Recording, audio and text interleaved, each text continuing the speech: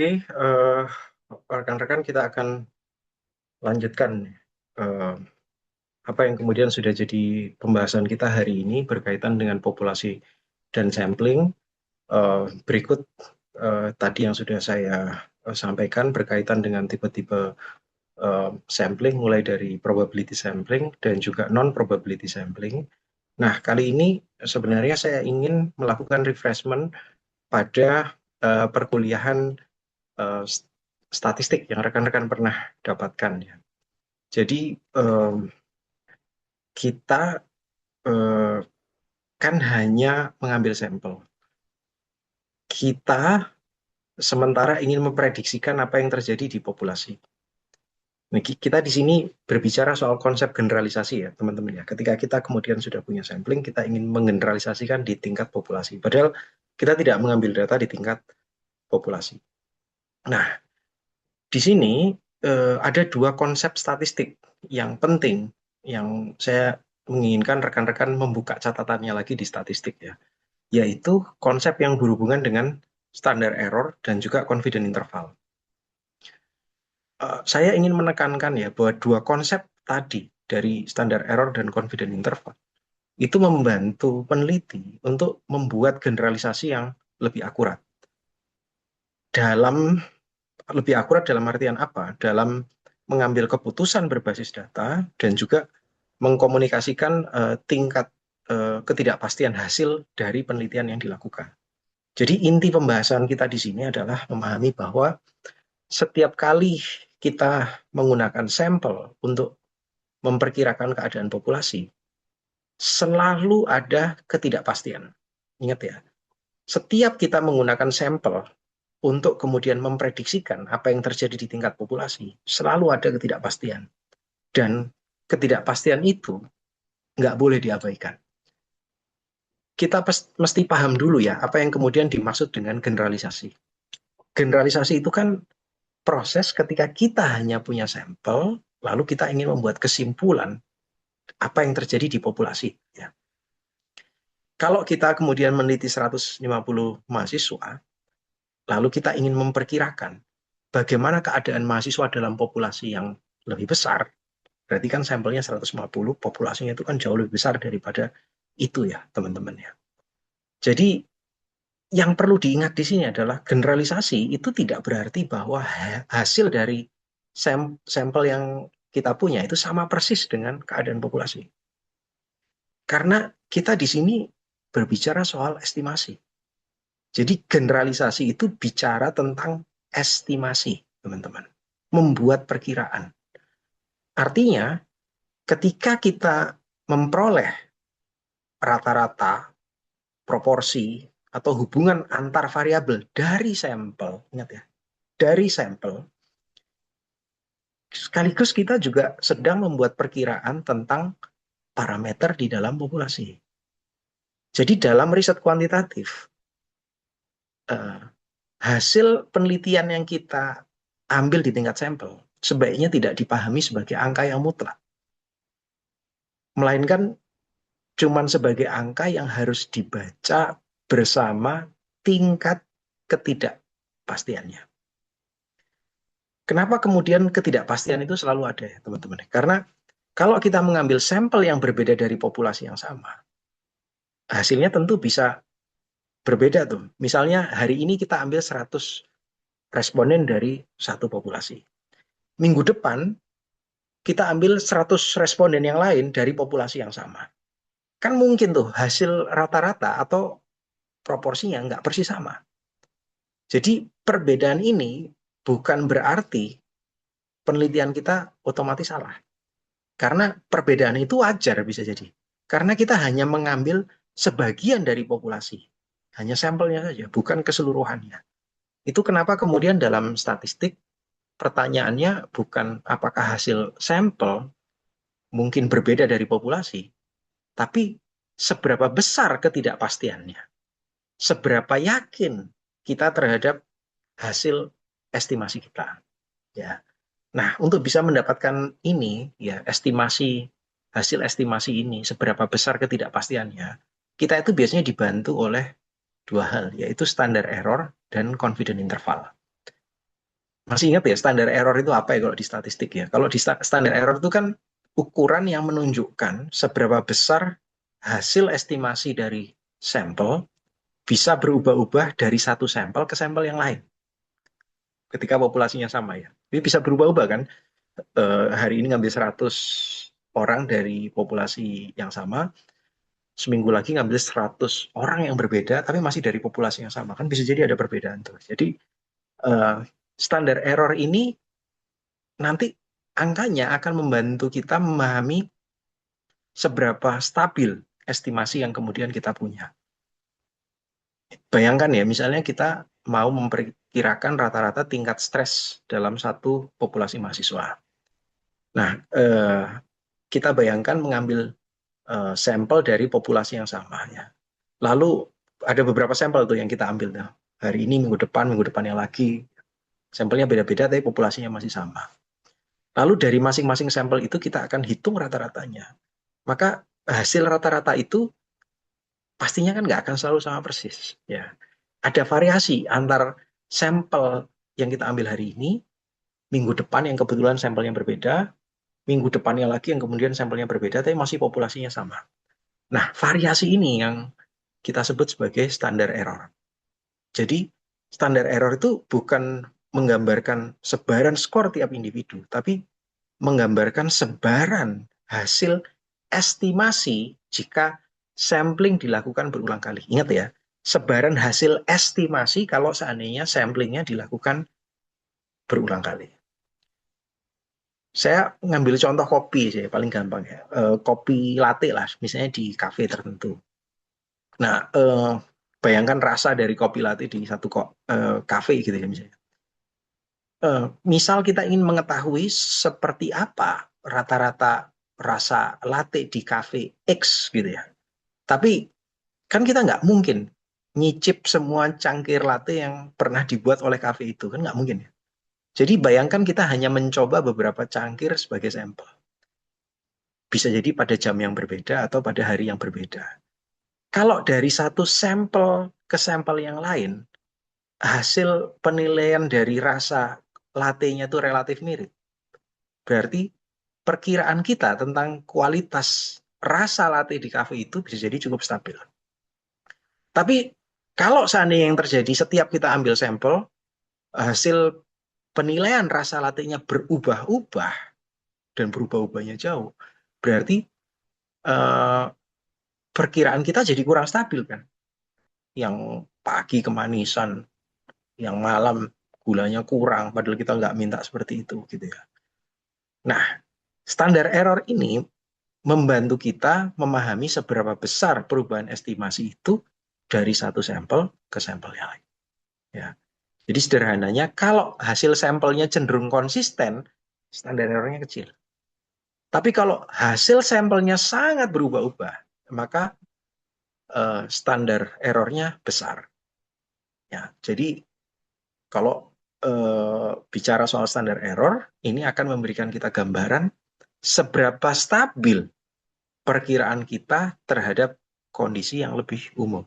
Ya, ini cuman analogi yang sifatnya intuitif ya. Jadi dalam satu penelitian yang dihitung kan bukan rasa kopi secara harfiah, tapi estimasi statistik dari rata-rata skor, proporsi atau koefisien tertentu dari sampel karena kita ngambilnya cuma dari sampel, teman-teman ya. Nah, kan teman-teman Pak masih ingat ya rumusnya ya, standar error itu sama dengan standar deviasi dibagi akar N. Ya. Jadi makanya yang untuk kemudian kita bisa memahami standar error, kita harus tahu ukuran sampelnya. Kan tadi dibagi akar N ya.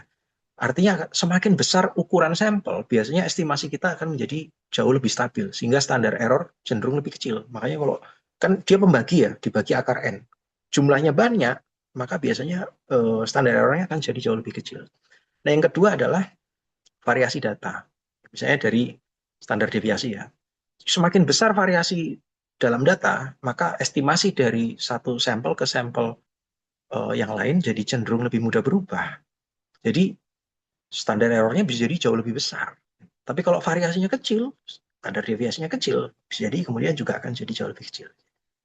Jadi secara intuitif kita bisa melihat ya standar deviasi dibagi akar N itu sampel yang lebih besar biasanya akan menghasilkan estimasi yang lebih stabil. Sementara data yang kemudian lebih uh, lebih bervariasi ya, biasanya hasil estimasinya jadi kurang stabil ya. Jadi sampel gede, estimasinya stabil, tapi kalau datanya bervariasi, hasil estimasinya jadi tidak stabil. Nah, itu berkaitan dengan standar error. Ada lagi yang kemudian kalau diturunkan lagi standar error, kita bisa dapat namanya confidence interval ya. Kalau tadi standar error itu membantu kita memahami besar kecilnya ketidakpastian, stabil atau tidaknya ya. Confidence interval ini membantu kita untuk menyajikan hasil estimasi tadi dalam bentuk rentang nilai. Ya, mungkin agak bingung ya, tapi ini cuma refreshment. Saya yakin bahwa rekan-rekan di statistik, kan saya juga yang mengajar, ya, pasti sudah dapat ya. Jadi, confidence interval itu rentang nilai yang digunakan untuk mengestimasi ya letak parameter populasi berdasarkan data sampel. Anggaplah ya, kita mendapatkan rata-rata sampelnya 50. Lantas kita menetapkan confidence intervalnya 95%, dapat hasilnya misalnya 47 sampai 53. Artinya, rata-rata 50 yang kita dapatkan di tingkat sampel itu bukan angka mutlak di tingkat populasi, bukan angka tunggal, tapi ada nilai parameter yang serendah-rendahnya itu dapatnya 47 dan setinggi-tingginya 53 ya. Jadi penelitian yang baik itu tidak hanya melaporkan berapa angkanya di tingkat sampel, tapi juga seberapa pasti angkanya. Rentang nilainya di tingkat populasi berapa, teman-teman. Ini yang perlu dipahami. Jadi dalam penelitian kuantitatif, kita ini kan selalu mengambil kesimpulan dari sampel ke populasi. Dan selalu kemudian ada ketidakpastian di sana. Kalau kemudian kita peneliti hanya melaporkan angka tunggal, tanpa kemudian menunjukkan ketidakpastiannya, nah orang yang baca bisa salah ngira bahwa hasil penelitian itu pasti banget. Padahal kan belum tentu. Kita mesti memberikan sebuah rentang kemungkinannya di tingkat populasi, nilainya seberapa sampai seberapa. Ya. Sehingga dengan informasi yang kita dapatkan dari standar error dan juga confidence interval, kita bisa lebih hati-hati dalam membuat generalisasi, lebih bijak dalam mengambil keputusan berbasis data, dan juga lebih jujur dalam mengkomunikasikan keterbatasan hasil penelitian. Ya, jadi ingat ya teman-teman ya, ada ini satu PowerPoint jadinya saya terlalu panjang ngomongnya. Ingat-ingat konsep generalisasi. Kita cuma punya sampel, tapi kita ingin memperkirakan keadaan di dalam populasi. Ini yang pertama, soal generalisasi. Kita punya sampel, kita pengen mengestimasi di populasi. Yang kedua yang penting adalah, karena kita hanya punya data sampel, selalu ada ketidakpastian dalam hasil estimasi kita ke populasi. Ya, karena kita cuma punya sampel. Yang ketiga, standar error itu justru membantu kita memahami seberapa stabil dan seberapa presisi estimasi yang kemudian kita punya ketika kita ingin memprediksikan di tingkat populasi.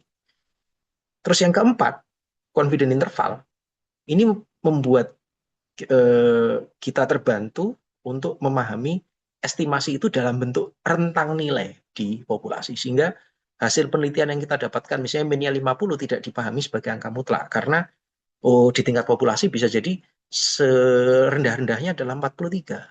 Setinggi-tingginya adalah 57 misalnya.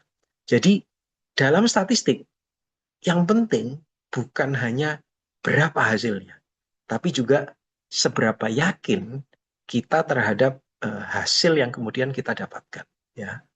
Nah, ini yang kemudian perlu dijadikan perhatian oleh rekan-rekan, terutama nanti ketika mengerjakan skripsinya atau mengerjakan risetnya.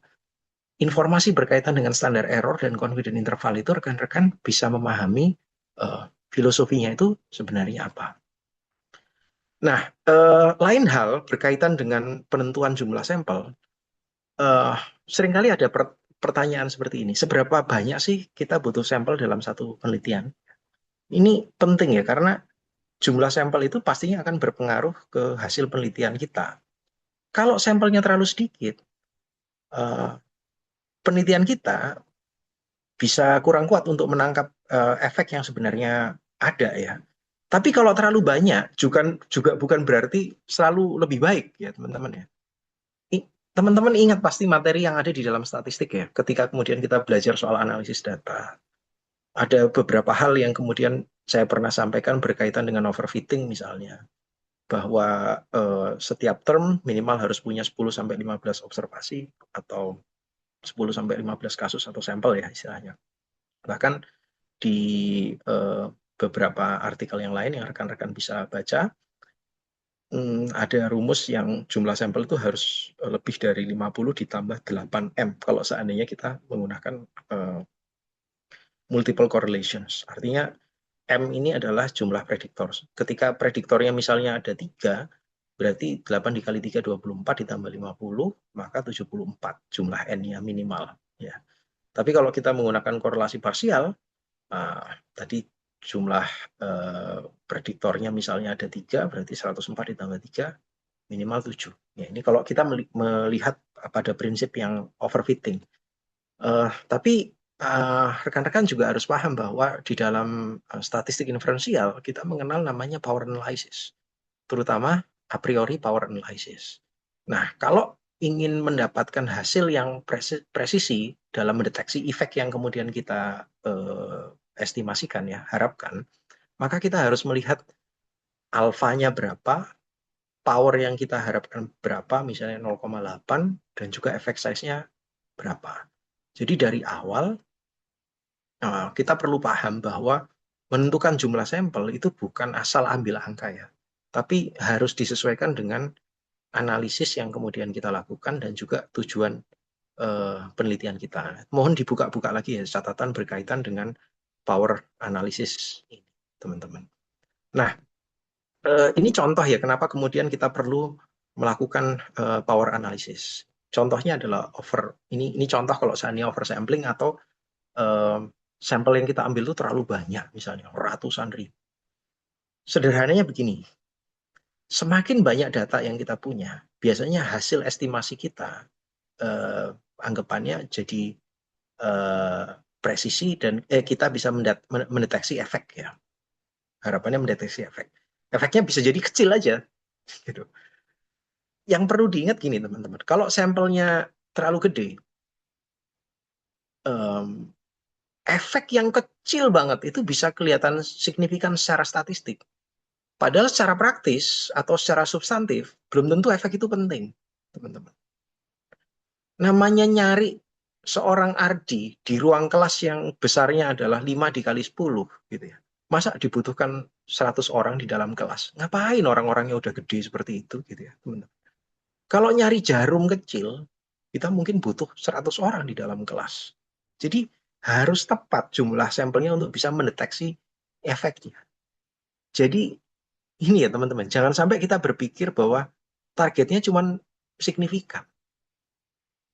Karena kalau jumlah sampelnya itu besar, seperti yang ada di dalam slide ini, kita lihat ya, D-nya di sana. 0,000 berapa. Tapi P-nya signifikan. Padahal efek size kecil itu 0,1 udah kecil, apalagi 0,00 tadi. Jadi jangan cuma pokoknya signifikan.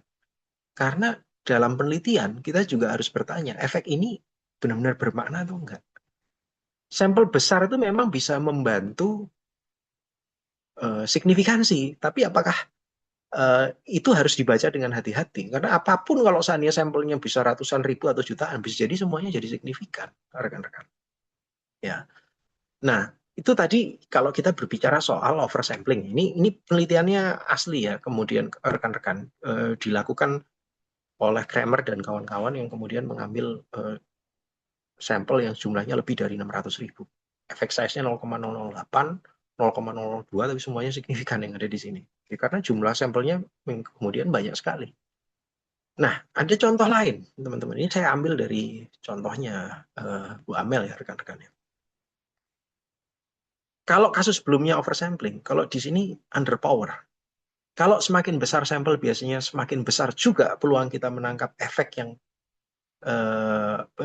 semuanya bisa signifikan, gitu ya. Terlepas itu kemudian efeknya kecil, gitu. Sebaliknya kalau sampelnya kecil, terlalu kecil, kita bisa jadi gagal mendeteksi efek. Coba dilihat yang ada di sana ya.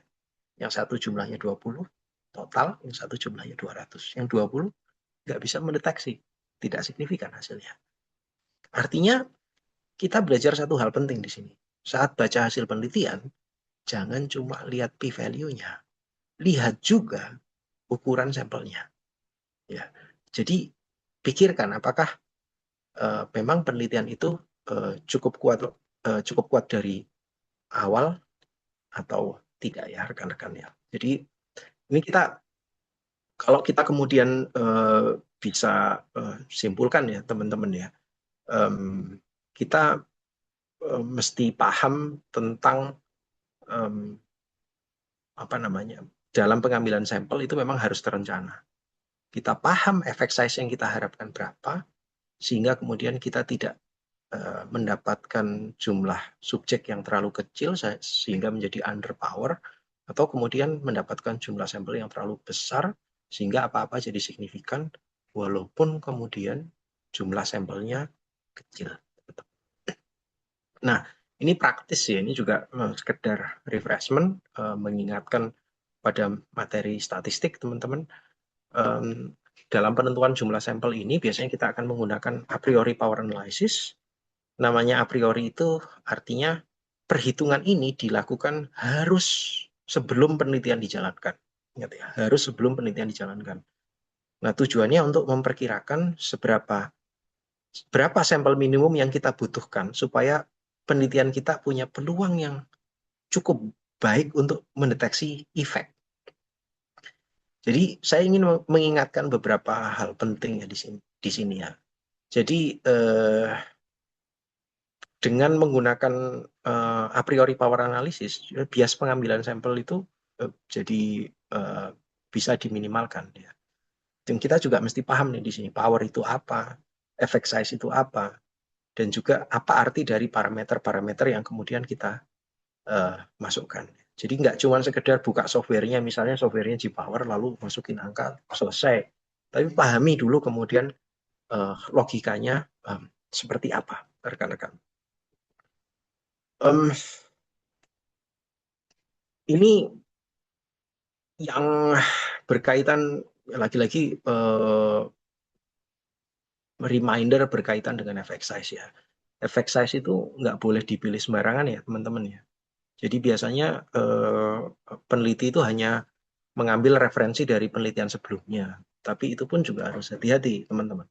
Karena penelitian sebelumnya bisa jadi akan punya populasi yang berbeda, bisa jadi akan punya konteks yang berbeda, ataupun bahkan ada bias-bias tertentu yang kemudian juga kita harus pahami.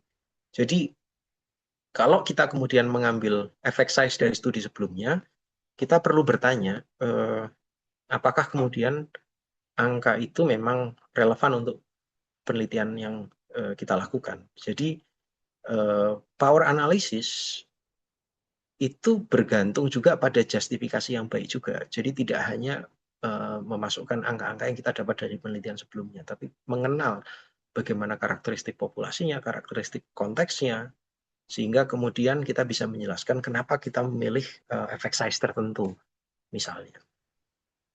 Nah, ini berkaitan dengan a priori power analysis, mohon nanti dibaca lagi teman-teman. Nah, ini berkaitan dengan pelaporan ya teman-teman. Jadi ada 2 slide yang nanti rekan-rekan bisa baca sendiri di PPT-nya.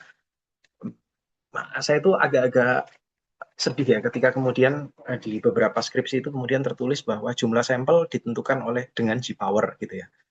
Teman-teman, G-Power itu cuma software. Kita harus tahu kemudian ini analisis yang kita gunakan apa?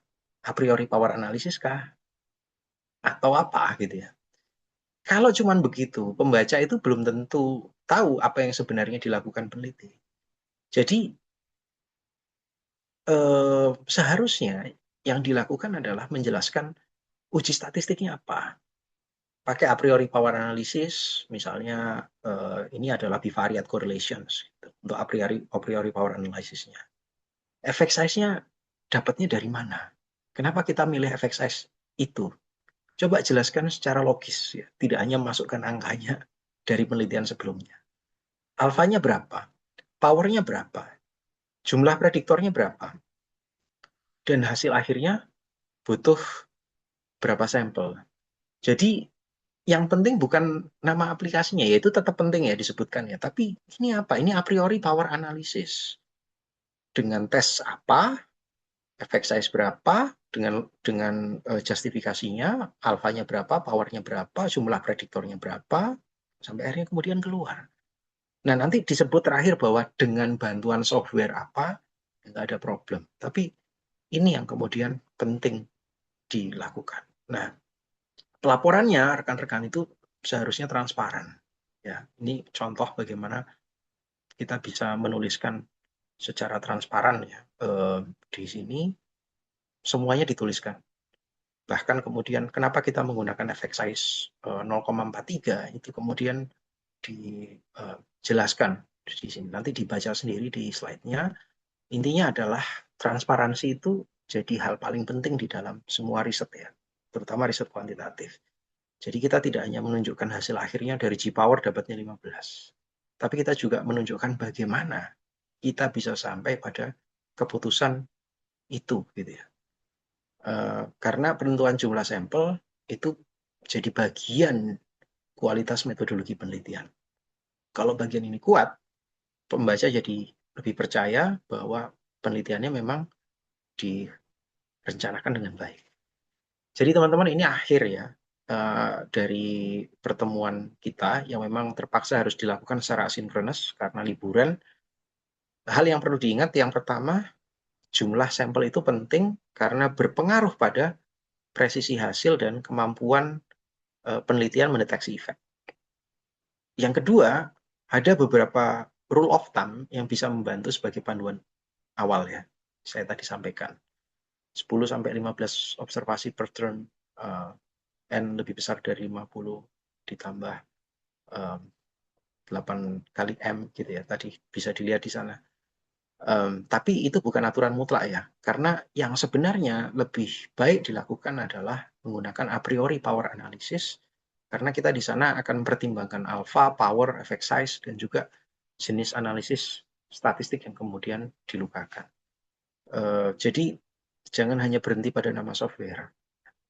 Jadi yang lebih penting adalah menjelaskan alasan dan parameter yang kemudian dengan lebih transparan. Jadi menentukan jumlah sampel itu bukan mencari angka yang besar, tapi mencari angka yang masuk akal dan sesuai dengan kebutuhan penelitian. Saya ulangi ya bahwa menentukan jumlah sampel itu bukan persoalan gede-gedean sampel, tapi mencari angka yang masuk akal dan sesuai dengan kebutuhan penelitian. Mungkin itu saja dari saya. Terima kasih atas perhatiannya. Sampai ketemu di lain kesempatan.